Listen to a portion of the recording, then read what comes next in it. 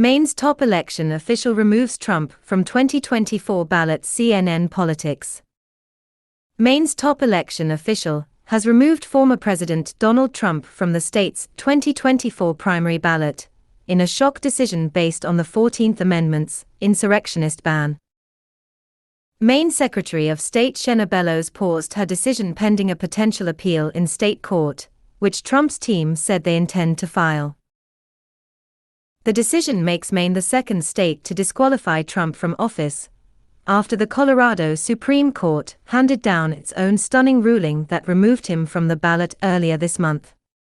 The development is a significant victory for Trump's critics, who say they are trying to enforce a constitutional provision that was designed to protect the country from anti-democratic insurrectionists. Bellows, a Democrat, issued the decision Thursday, after presiding over an administrative hearing earlier this month about Trump's eligibility for office. A bipartisan group of former state lawmakers filed the challenge against Trump. "I do not reach this conclusion lightly," Bellows wrote. "Democracy is sacred.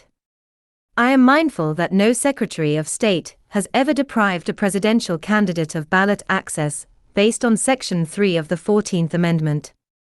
I am also mindful, however, that no presidential candidate has ever before engaged in insurrection." Most legal experts believe the U.S. Supreme Court will settle the issue for the entire country. Still, the Maine decision builds on the momentum that Trump's critics have claimed after the Colorado ruling. Before Colorado, several other states, like Michigan and Minnesota, rejected similar efforts.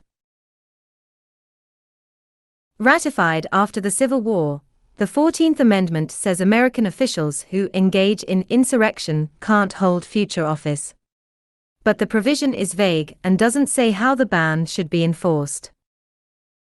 In a statement Thursday, Trump campaign spokesman Stephen Chung accused Bellows of being a virulent leftist, who has now decided to interfere in the presidential election.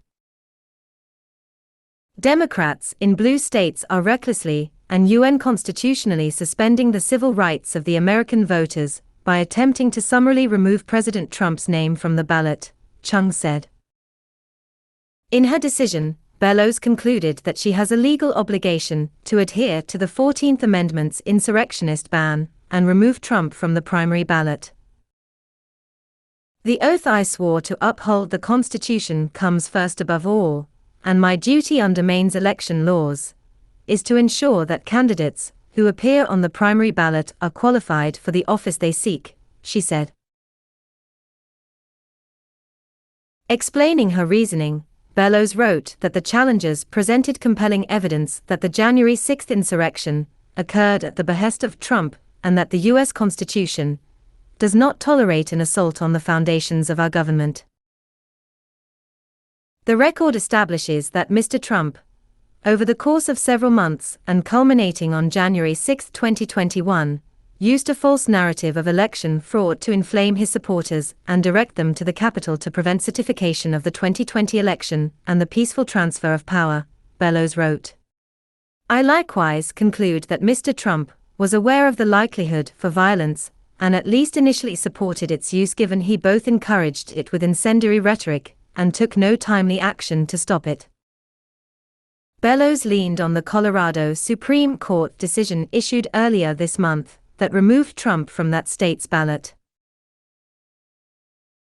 The exercise of state authority to keep unqualified candidates off the ballot is contingent on the state creating a process by which to do so, she wrote, citing the Colorado decision. The Secretary of State went on to note that the Colorado ruling has been appealed to the U.S. Supreme Court, but said that a possible reversal of that ruling by the nation's highest court does not relieve me of my responsibility to act.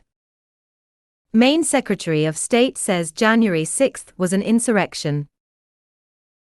In her decision, Bellows said she had little trouble concluding that the U.S. Capitol riot meets the definition of an insurrection, and that Trump intended to incite lawless action to stop the transfer of power.